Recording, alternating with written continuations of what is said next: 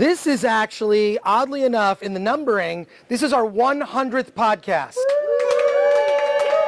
100 episodes of the Film Threat podcast, and appropriately, this is why movie critics are idiots. Let's talk about that. This is something I think is really important to discuss, because one of my least favorite ways to see a movie is in a room with movie critics. They are not fun. They are the least fun, I would say, of the kind of crowd that I want to see a movie with. I want to see a movie with someone on opening night, the very first screening. I want to be at the Dome, at the ArcLight, at 7 p.m. screening, at that Dome screening on a Thursday, because I know everyone I'm sitting with is a super fan of whatever that is, right? That's my favorite way to see a film, is to see an authentic reaction from a paying audience because they want to be there. When it's your job to review a movie, I think there can be issues with burnout. There can be issues with maybe an inauthentic reaction. There can be biases that are brought into the reviewing process. So I want to talk about film criticism in general. I want to talk about where things are and theories about film criticism. I also want to talk about, for something that could be useful for filmmakers, is how do you talk to a movie critic to get the result that you want, which is a good review for your movie. Because I'll say there is a little bit of a burden that comes with writing reviews for filmthreat.com, because we are an outlet that is credentialed by Rotten Tomatoes. So if your movie is reviewed on Film Threat and you get a 10 out of 10, that means you have 100% on Rotten Tomatoes, at least until someone else reviews it. But in many cases, a lot of the independent films that we do cover only get reviewed by Film Threat. That's because I'm fond of saying that there are more outlets covering movies today than there are movies being made. So there are a lot of opportunities for you to get coverage. The sad part of that is that not a lot of them are credentialed by Rotten Tomatoes, right? And a lot of the more mainstream movie outlets don't care about indie films. They care about Marvel, Star Wars, Pixar, Disney. That's pretty much what, if you look at all the coverage, it's Marvel, Pixar, Disney, Star Wars. That's all the, not to say that I don't like those movies. I actually really like Marvel movies. I like Star Wars movies. I really love mainstream movies. I'm also, the way I describe this is, I'm not a foodie. Like, I actually don't care about food. Food I eat so I don't die. I love movies. I am a media junkie. I need to see a movie a day, at least a movie a day, if not binge watch a series, if not watch a documentary. But here's the thing, I keep my palette and my movie watching diversified. I love the Marvel movies. I need to see a documentary like Whale of a Tale, which is a great documentary that just opened actually this weekend. It's about whaling in Japan, in this town called Taiji, where whaling still happens. They also hunt dolphin. So they serve dolphin meat and whale meat, but it's about the cultural divide. I know I saw you make a face. Sorry. And I understand, because dolphins they're cute. They are cute. Dolphins are cute also, but very intelligent, exactly. Lambs are cute. We also eat those. Rats are incredibly intelligent. No, I'm serious. Rats, people have rats for pets, but we don't, but we can, but are we, what's the hierarchy? So I didn't mean to go on a divert. All I'm saying is, I keep my palette of movie watching diversified. I think you need to see indie films, movies that challenge us, and social issue documentaries. I feel like it's as important to see those as it is to see the latest Captain America movie, which I like those as well. But I really want to get into this, because there's also been a big conversation on Twitter about old white guys. I might be one someday. I might be there. I might be really close, actually. So most of the critics, and I think this is an issue, most film critics are old white guys. I don't think the old white guy opinion is valid on everything. But when I was a kid, when I say a kid, I mean it was like 8, 9 years old, I used to read Pauline Kael. I read her I didn't care that she was based in New York. I didn't care that she was a woman. I didn't care that she was 30 years my senior. I loved her words. She could write. So I judge the people that I like based on the words and their ability to convey ideas. I think that a movie critic should be capable of empathy more than anything. But I also think that film critics, non-white film critics, people of color, can bring something, a new idea, some way of looking in that I am incapable of. So I think there's value in all sides. So Alan Ng, I don't appreciate this guy enough. He runs the film, he runs all the critics from Film Threat. We have about 25 critics, review writers from all over the world, including writer Adam Keller from South Korea. He teaches English as a second language in South Korea. He also writes reviews for us. We have critics from all over. We do our best to try to collect a diverse group. Having said that, every time we get someone who wants to apply to write for us, it's white guy. It's a white guy. Not that I would say Brian from Chicago's not a white guy, but I'm going to guess if I had my money, Brian from Chicago's a white guy. Anyway, part of our agenda with Film Threat is to support indie filmmakers. We really want to support indie filmmakers. But supporting you isn't helping you if there's a movie that, if we give good reviews to every indie movie that comes our way, we're also not helping. Our credibility is not there. Also, I know it's not true. We want a diverse group, right? That comes with its share of challenges. And then the types of movies that come in also. So maybe you could just speak to that before we get into, I want to get to the meat of the conversation, which is how you guys can talk to a film critic and get the result that you want. Because I can tell you ways that have gone very badly with us and how the best way to do it. I'm not that guy. I'm not the angry Asian who. There's an angry Asian? Oh, there's an angry. He has a website and a podcast.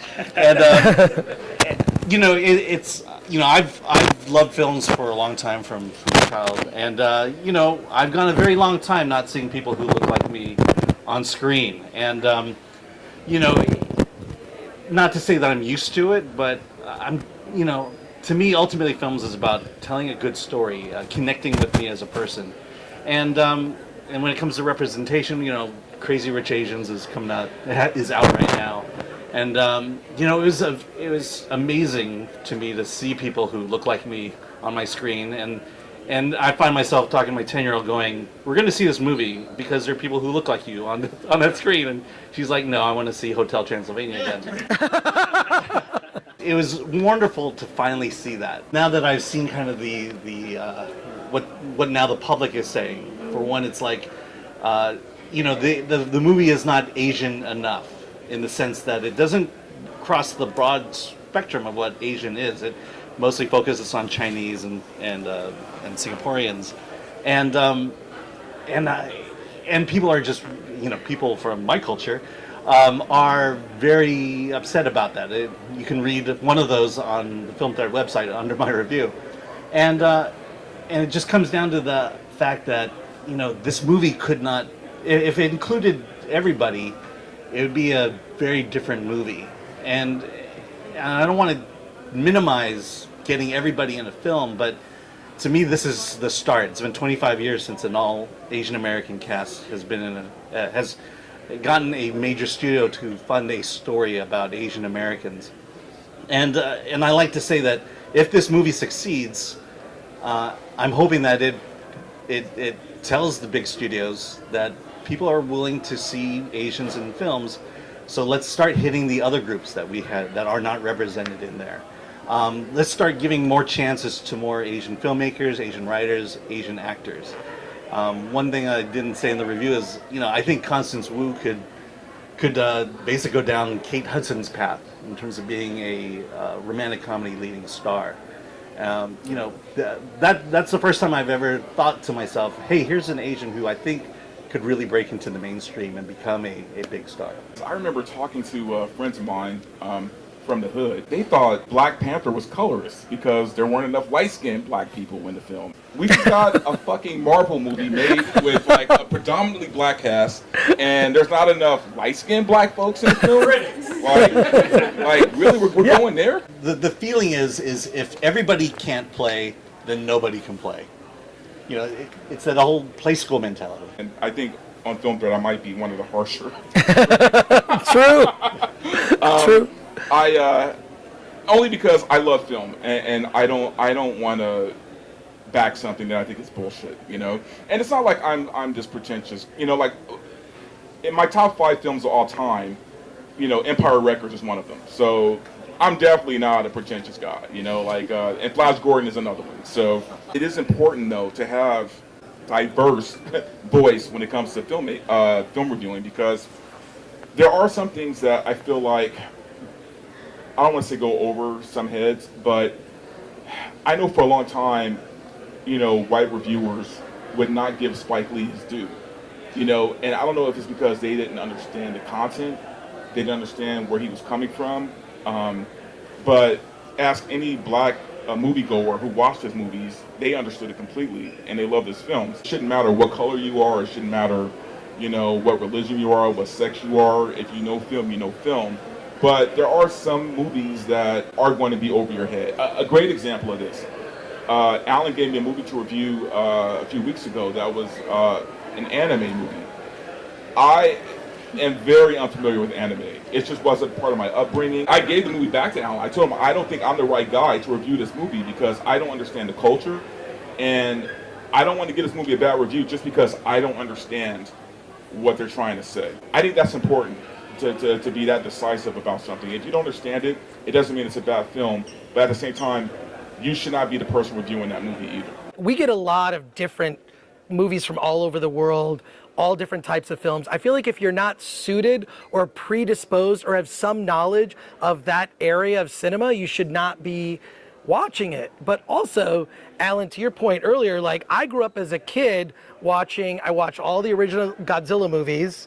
I rewatched them as an adult, you know, with subtitles. The plots are slightly different. And I watched Ultraman, Johnny Sacco. I didn't care that I was engaged with those characters. I didn't care that they didn't look like me. It was irrelevant. I was just engaged with those. Plus, I like giant monsters. What can I say? Like, who doesn't like a person in a rubber monster suit with a... So, but I do think it's important that to identify as a film critic, if you're reviewing something, that if this movie's not for you, that you take a pass. It's not about race. It's just about understanding what you're watching and being able to write an objective review about it. Well, I think that today, everybody can be considered a movie critic, right? How everybody has an account on Rotten Tomatoes or a Twitter or whatever it may be.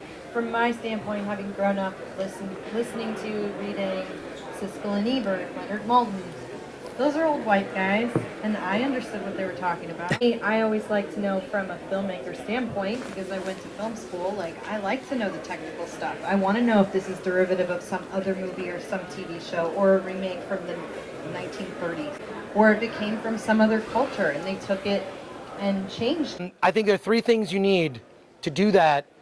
1, you need passion for film. There's no shortage of that online. There's no shortage of film critics with passion.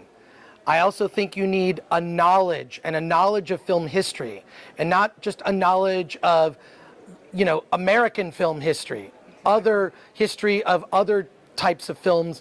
So knowledge of film history, I think, is critical. That you don't see as much. Yes. And I'm talking about knowledge of films. I mean movies older than 5 years. A movie that came out more than 5 years ago, you should have seen some of those. And then the last thing you need is writing skill. So pretty much the first one there is no shortage of, and the last 2, it's an issue. So when I'm looking for people to join the Film Thread team, I'm looking for all 3 of those. Okay, moving on to Bobby. Thoughts on movie critics are idiots? If I'm to parse kind of everything we're saying, just sort of an air of entitlement amongst a lot of film critics right now that is like, I'm going into this movie and if it's not exactly for me, it's not good, you know? And it's sort of a very black and white litmus test. It's disheartening seeing kind of how close-minded a lot of film critics really are. I think that you can find a critic that you like where it's like, oh, this person just speaks to me. Anyone else, you know how you have the critic that Please. you go to all the time because they share your opinion. Does anybody else do what I do and you have the same, but like they're the person you never agree with? Right, yes. Every time they post a new thing to hate on them? Yes, yes, Maybe I have part that of the person also. problem, but, Right. Anthony, on the same discussion point. For the longest time on Attack of the Show, Chris was the critic that I didn't agree with. What? Yeah. 100 episodes, but the This truth is came true? You've never said this. I've told you this before. Oh, But I always valued his opinion. I never wrote it off. I believe with all of my heart that art is subjective. And to kind of veer off of that, I want to talk to the filmmakers real quick. Just because you get a bad review doesn't mean it's the end of the world. I got tore up. By It was an entire about- continent. Yeah, by an entire continent. I basically started a war with Australia. But, you know, just because a critic reviews your film and doesn't get it, doesn't understand it, doesn't mean that you guys have the right to attack. Just move on, you know, show your movie to as many people as possible. Go after the audience. We are kind of the gateway to the audience. Make movies for your audience, don't make movies to get critical acclaim. We review a lot of movies that we love and absolutely, you know, stand behind, and they make no money. They you know, go nowhere. Just to piggyback off of that, a great example for me would be Tyler Perry. And I have never given him a good review for anything because I hate the Medea movies. I feel like he's a modern day minstrel. I will go off on Tyler Perry. But here's the thing. As much as I dislike him, he found an audience. Number two, he does employ a lot of black actors, which I gotta give him credit for. Even if I don't like his movies, he has done a lot as far as giving black actors work. I just don't like his filmmaking. I don't like his storytelling.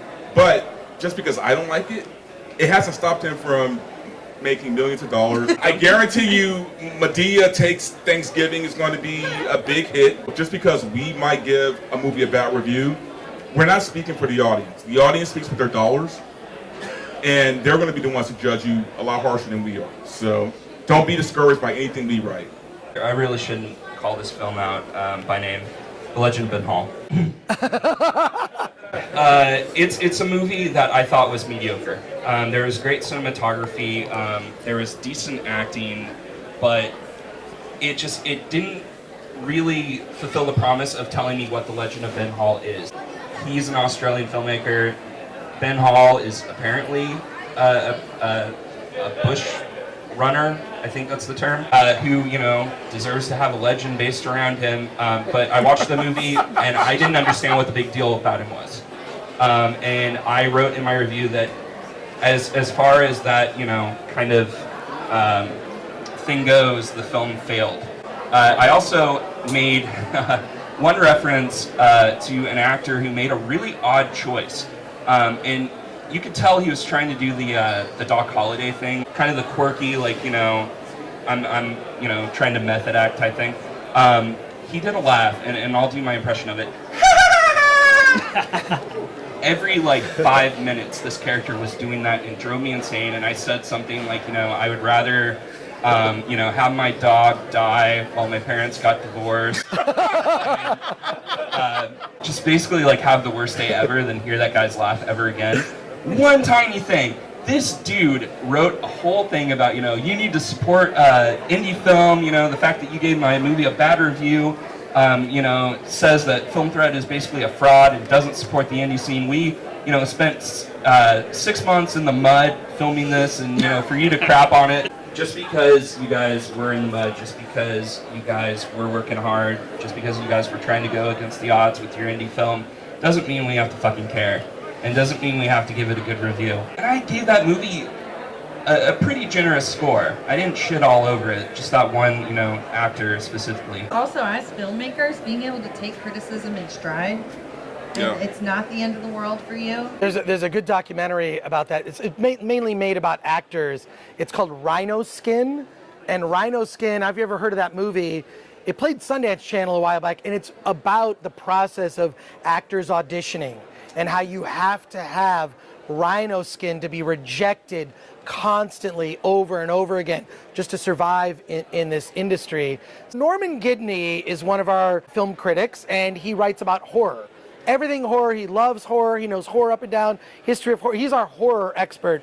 And Norman got a movie that he gave a very poor review to, and he had like one line in it that rubbed the filmmaker the wrong way. A woman director who was very upset by the review and didn't like that Norman said this. I said, first of all, you got to know about Norman. Norm does a website called Horror Buzz, knows horror inside and out. He's also flamboyantly gay, very, very extreme, progressive, liberal, just didn't like her movie. So she asked, could you have someone else review it? And I gave it to Tiffany Chobian, who's in the Bay Area, and she hated it just as much. She did not like this movie. I try to be as accommodating as I can whenever a filmmaker is upset by a review or something. It's like, okay, well, what did we do something wrong? Was there a factual error? Was there something? We really do go through a process, and we take it, as much as we joke up here, we take what we do very seriously. I want to say one thing about Chris that I'm very proud of, and he needs props for. He stands behind the writers 100%. As long as we're not way off base, he backs up our opinions. And I really appreciate it. There are a lot of critics who they give a better review if they think it's going to benefit them with the studio or with a certain company. We don't do that. Honestly, I don't care if I ever get invited to anything. I'm going to give you an honest review. Let's get into how you, as filmmakers, can take advantage of the laziness and the biases of certain film critics and try to do an end around to get the result you want, which is a positive review or some positive words. And I'll just say this, number one, you actually don't need reviewers. There are things, and I write about this in my book, The Ultimate Film Festival Survival Guide. I talk about finding a champion for your movie. I think that a champion is someone who can provide a quote. It might be for Mark Atkinson's movie, when How We Met Ronnie, getting Steve Brandano, or John Hine, or Jason Kaplan to champion your movie. They're not movie critics, right? But they could provide a quote about what they loved about your film. This is something that any of you in this room can do. So, what is your movie about? Is it about a particular historical event? Is it a documentary is it a short doc? I mean, whatever it is there someone other than a movie critic that you can approach who could potentially, circumvent, sort of do an end around critics and get something from someone who is credible in the space, lending positive words about your film? Find a champion, number one. Number two, if you are going to go to approach a critic directly, I'll say your chances are slim in this regard. A lot of media outlets, they go through a process where, is the movie coming out in theaters? They sort of rank the film based on, is it available commercially? We've never cared about that. Film Threat doesn't care. Send us your movie, it doesn't matter. There's a little form you can fill out on the Film Threat website. Fill out that form, send us your movie for review. But I think it's important to know the outlet you're pitching. Know the person, know the outlet, because everyone is reachable. There's nothing stopping you from reaching out to that person directly, but you better know them, because I can smell the bullshit. If someone just says, I love your work, I'm submitting my movie, it's like, you don't love my work, that's a bullshit phrase. So the thing is this, know the person, know the outlet, be honest. That honesty will be respected. Ask for the result that you're looking for. It's okay. I really just hope you'll look at my movie, and if you like it, you'll say something nice. Write down that sentence. That's all you need to say. If I don't like it, I'm just going to ignore it, which is better for you. A lot of things I tell our writers when it comes to the actual review is, in that synopsis, whether you like the film or not, it's our responsibility to accurately portray your film. In case we didn't like it, we should at least do a good enough job to sell your film in that first two paragraphs of the synopsis, to say that, well, maybe this guy didn't like it, but what they said about the story of the film may interest me, and then you may get another view even if we didn't like that film. Yeah, there was a film recently. I love the first 2 acts of the film. The third act was so insane. It was a good movie. I couldn't write the review I wanted to write. So what I did was I wrote a feature about all its best qualities, and someone else kind of wrote an actual review.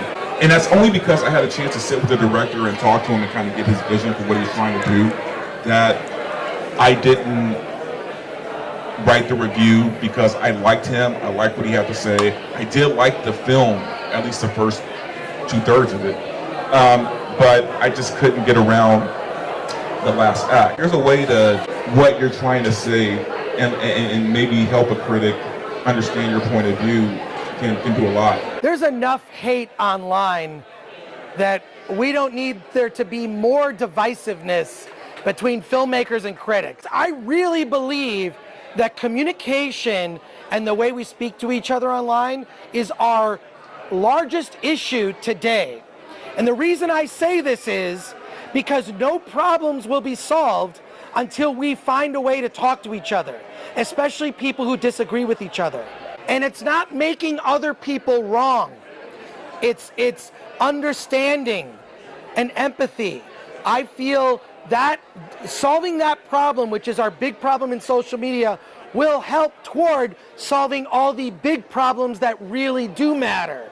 On that note, I want to Anthony Ray Bench, my co-host for 100 episodes of the Film Threat podcast, like to hear from you on the final word, because you're so good at final words. It's been an honor to do 100 episodes of this show with you. To go back to the origins of this podcast, I was always attached to be the producer because that's kind of my background. And Chris wanted me to be the co-host. I wanted to just work behind the scenes. But Chris made me do it, and 100 episodes later, it's one of the best things I've ever done in my life. It's given me so much confidence and courage. I'm getting kind of teary-eyed.